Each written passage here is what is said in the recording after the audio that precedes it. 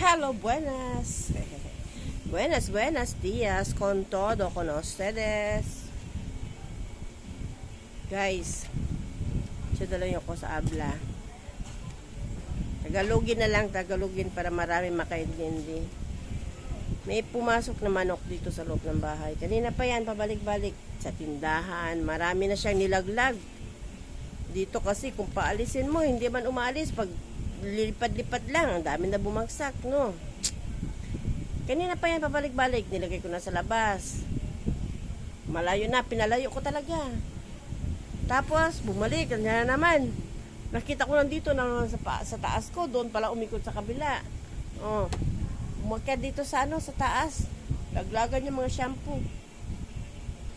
Tapos hindi nagtagal, nakita ko.